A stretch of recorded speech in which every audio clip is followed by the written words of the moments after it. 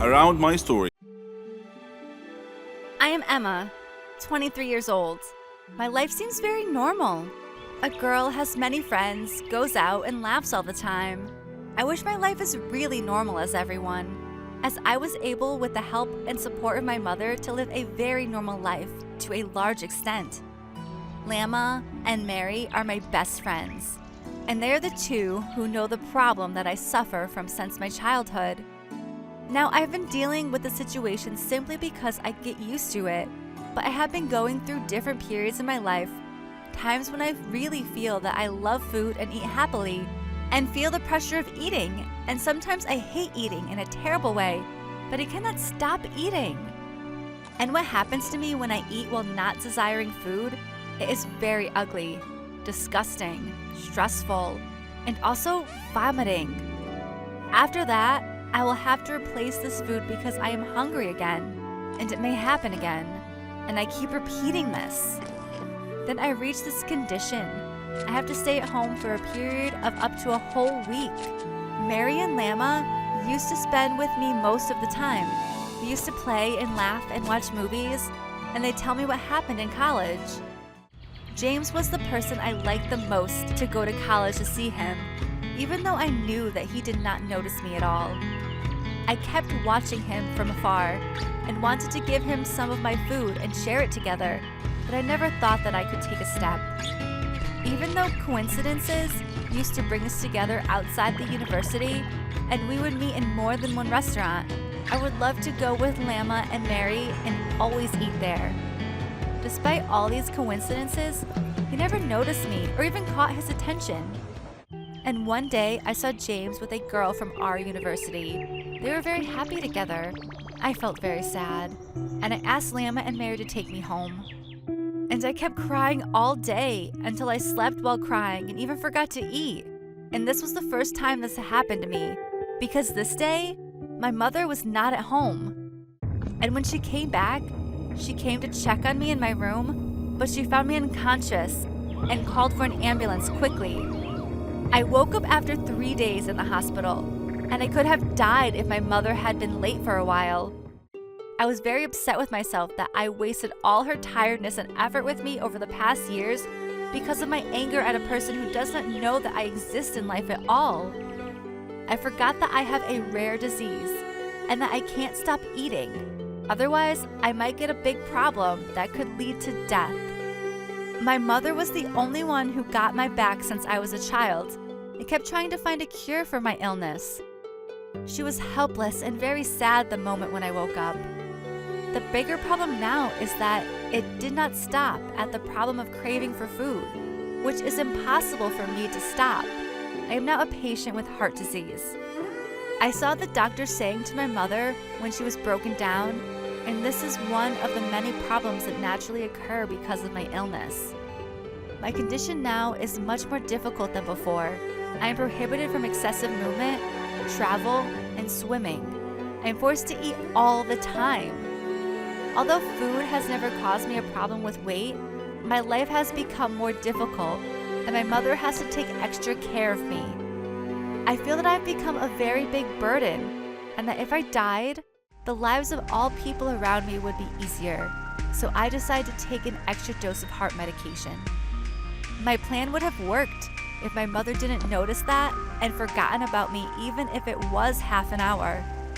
Unfortunately, she noticed that my condition was getting worse and took me to the hospital, and they rescued me at the last moment, and I had a new life.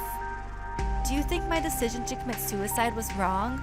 Or what is wrong that I continue to live and many people suffer because of me? My name is Emma, a medical student. My mother is a famous lawyer. I am her only daughter. I am always proud that this woman is my mother, and I try to look at her in everything. Although I am too old to drive me to the university, she still prepares my breakfast for me and takes me to the university, and then she goes to her office. Marco is my college at the university and the son of my mother's friend from a long time ago, and also neighbors. We have been friends for many years. We may have feelings, but none of us confess to the other for not to lose each other if the other did not have the same feelings. 2 days ago, I spoke to my mother about this issue. She told me that if I have feelings for Marco, I should talk because he might also be afraid of losing me. I decided that I had to tell Marco about my feelings. I invited him for juice in the university cafeteria, and I started asking him, "Why are you not been in a relationship until now?" I was surprised by his answer, as if he was waiting for my question. He told me if I decided to get engaged, I would only be with you. I told him I agree. I didn't imagine that it would be so easy after all the years that we kept silent. We agreed that each one of us would say to his mother. I went home this day very happy, but after I entered the house, I heard Mom in her office talking to someone. It was a woman's voice telling her, "You have to help me as I helped you and gave you my daughter to live with us as if she is your daughter. I will not go to prison again. Neither my age nor my health will allow me to go to prison. And just as I have been away from my life and my daughter's life all these past years, you must pay for the perfect life I made you live." What am I hearing? I don't understand. There was something wrong. Who is this woman and why is Mom silent? I opened the office door and entered. "Mom, who is this?" As soon as the woman looked at me, I felt I was looking in the mirror, but on my features 20 years older. The same eyes and hair, but with 2 white strands. The smile is the same. Who is she? She was saying I gave you my daughter to raise her. Am I the daughter of this woman? Mom, I don't understand anything. Suddenly I found the woman who says that she is my real mother approaching me and saying, "I am your mother who gave birth to you, but only because of a small sin, I went to prison for a while. I had no solution but to leave you with the lawyer who was defending me at the time. She won you. I lost you. And I lost years of my life in prison because I stole so that you and I could live. I don't believe what you were saying. This is not true. This is not my story. Tell me, Mom. This was the happiest day of my life today. How does it end this way? How do you hide that from me all these years? What did you steal again and want her to defend you? I am now the daughter of whom of you?" The 2 in one voice said, "You are my daughter." I now have 2 mothers, one defending the right and the other a thief. Until now, I don't understand anything. Don't know how to tell Marco my truth or continue with him without telling him. I don't know what to do. I can't forgive my mother for hiding the truth all these years. My life has taught me that each one of us has more than one face, and there are faces that are much worse than our nightmares. My name is Susan, and the story I will tell you needs to understand my reasons before judging me. When I was in school, I was one of the celebrities that all the kids wanted to be with, including Josh, one of the school bullies, who was obsessed with me and tried to get close to me in every way. But I could not, because I had always rejected him. But also, this was not my reality, which I hid because my family was very poor, and I was embarrassed to show them to my friends or to anyone. And at that time, I became in relationship with my friend Max. And Max was one of the boys that I could call the idiots of the school, because he was very mean, and the rest of the students were surprised that I chose him. And despite this, all the students, even the bullies, including Josh, were afraid of Max and could never get close to him, which was strange. The days passed, and I left Max. I left the city with my family, and our financial conditions turned from bad to worse. And one day, when I was leaving the university, a young man in a very cool car stood in front of me and smiled at me without speaking before introducing himself that he is Max, the school friend. He searched a lot until he found my address. Yes, this is strange, but the splendor of his car and the surprise of the situation made me forget everything, and then we became into a relationship again. He was very rich, and his house was like palaces. I was not mainly interested in knowing the source of this money because I knew that Max's father was rich since the school days. and this is not strange. But over time, I noticed his strange behavior. I became sure of my suspicions that there was something strange when I found a large quantity of drugs in one of Max's bags.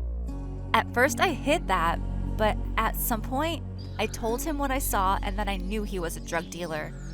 At that time, he was very calm and told me that each one of us has something to hide, and this was my truth. I was just a girl who had been lying that she was someone else all her life. But I couldn't bear this situation, and that's why I called the police. They came to Max's house and arrested him and his men, except for a group that managed to escape. They gave me a big financial reward because Max was one of the most dangerous wanted drug men, but I lost Max forever. Of course, it was not true love, but this does not prevent that it caused me great pain. I decided to leave all this and go back to my family, but I did not find them and received a message. My family was kidnapped by Max's men, and they asked me to come to a place on the outskirts of the city if I wanted to see them again. Everything collapsed in my mind, and I felt like I was in a nightmare, and there was no solution for me other than to listen to their words and go to that place. There, Max's men came out to me with my family in handcuffs. For a moment, I was about to cry, but I held on. Immediately, the shooting started between the police and Max's men as I told the police what happened and they were hiding in the place. At that time, a bullet hit my brother. The gangsters were arrested while I broke down. And I met Josh again, the school bully in the past, who was then one of the policemen who arrested the gangsters. The bullet that hit my brother caused his death, and I lost one of the closest people to me. But Josh never left me after that, and I got back in this ordeal. At that time, I made sure that I was stupid when I rejected him a long time ago and chose a fake face, just as I was fake too. Hello everyone, I'm Lauren. Did you ever wonder what it would be like to have your life completely destroyed by someone close to you? Ever thought about what you would do then? I didn't have time to think, because that's exactly what happened to me. It all started 2 years ago. I lived a quiet life with my mom and dad and my sister. I loved my family. We were always together. We were happy until that fateful day. My dad got fired from his work, a big company. He had worked there for 20 years. The only money we had then was what he had managed to save over the years. Finding a new job wasn't easy. It was a hard time for all of us, especially my dad. He was becoming desperate. At times, he just sat there, quietly, deep in thought, and I rarely saw him smile since. One late night, we were still up waiting for him when he walked through the door. But something was different. He wasn't walking straight. It was the first time in my life seeing him drunk. I decided to take matters in my own hand. I started job hunting. I was lucky enough to find something suitable at a startup company. The pay was good enough, and the more I worked, the more I earned. I was trying my best to get our life back. I was giving it all I've got. My dad started asking me for money. I was more than happy to give him what he needed. I didn't even ask what it was for. Then he started asking for more. He came late almost every night, and he was never awake in the morning. It seemed like we hadn't talked together for ages. Then, money started disappearing from my purse. I got home from work one night. It had been a long day, and I was really tired. I put my bag in my room, and I went to the kitchen to find something to eat. I made myself a sandwich, then took it back to my room. But when I got to the door, I saw a shadow moving inside. I thought everyone was asleep, so I opened the door slightly and looked inside. I couldn't believe what I saw. My dad was standing over my bag, and my wallet was in his hand. He found no money in it, so he threw it on the bed and started going through my purse. At that moment, my mom came down the stairs. She had my dad's shirt in her hands and a small pack of white powder. I looked at her face. Her eyes were filled with tears. I tried to speak, but found nothing to say. My dad came out of my room. He saw us standing there. He tore the shirt and the pack from my mom's hands. He was hysterical. He started breaking things around him. Suddenly, everything changed. My mom and I were too scared to move, but then my sister came running down the stairs. He pulled her towards him and held a knife to her throat. He threatened to kill her if we didn't give him money, without a moment's thought. I did what he asked. Things only got worse. Nothing was ever enough. He asked for more and more money, and if I refused, he'd get violent, beating up anyone in his path. I couldn't stand by and watch, so I would just give him what he wanted, until I decided enough was enough. He barged down the stairs one evening and asked for all the money I've got. I told him we had expenses to pay, the rent, school fees, but none of it mattered to him. He asked me again for the money and threatened me if I didn't do what he asked. I refused. He hit me so hard that I crashed my head against the wall and fell to the floor, bleeding. Everything went dark. My mom took me to different hospitals, and I had to do a lot of checkups and tests, but all the doctors said the same thing, that this was it. I was sentenced to live my life in darkness, never to see the light again. Bumping my head against the wall was one of the reasons, but apparently, my psychological state played a huge role in my recovery. The doctors suggested that I'd be taken to a psychiatrist. My dad felt sorry for what he had done to me. He quit the drugs and alcohol, tried to be proper, but it was because of him that I was in this state. I didn't know if I could ever find it in myself to forgive him. I was torn inside. He was my dad, but I couldn't forget what had happened. I stopped talking shortly after, and he left, disappearing from our lives. No one knew where he was, or what he was. A year had passed, and he came home. He sounded good, kinda like how he was before. He's trying to make up for what he had done. But to me, nothing he does makes a difference anymore. Kinda like how he was before. He's trying to make up for what he had done. But to me, nothing he does makes a difference anymore. I'm still in the dark. That's something I'm gonna have to live with my whole life. I can't change that. What do you think I should do? My name is Keanu, and I'm 13 years old. I am a psychopath. I freely admit it in front of all of you. I attribute my sickness solely to my father, because any story about a cruel father pales in comparison to my father. He would abuse me physically, mentally, verbally, and emotionally in every given moment. He left no stone unturned in this regard. He would beat me into unconsciousness. He accused me of being the cause of my mother's death, who died during my childbirth. Whenever Dad had any problem at home, he would accuse me of being the cause of it. One time he even beat me at school when my teacher called him to school because I had beat up my classmate who had beaten me up first. I tried to explain to him, but he wouldn't listen, and he just beat me even more.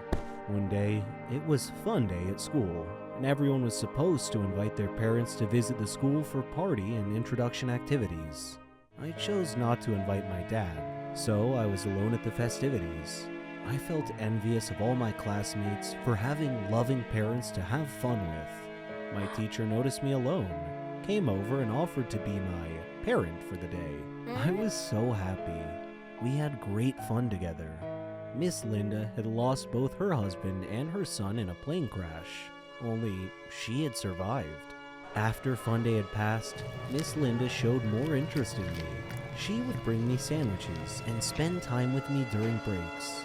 I thought of her as my mom. When I succeeded in my final exams, she hugged me with tears of joy. I unconsciously said, "Thanks, Mom." I went home happy that day, but had to face my dad again. He asked me why I was late coming home, and I told him about having to pass my final exams. He didn't believe me though, and asked me to show him proof. Unfortunately, I had none, so he began kicking and punching me. There was a knock on the door. He tried to block me from opening the door, but I managed to open it. Miss Linda was standing there. She glanced at my bruises and bloody face and moved between me and my dad to protect me from further abuse.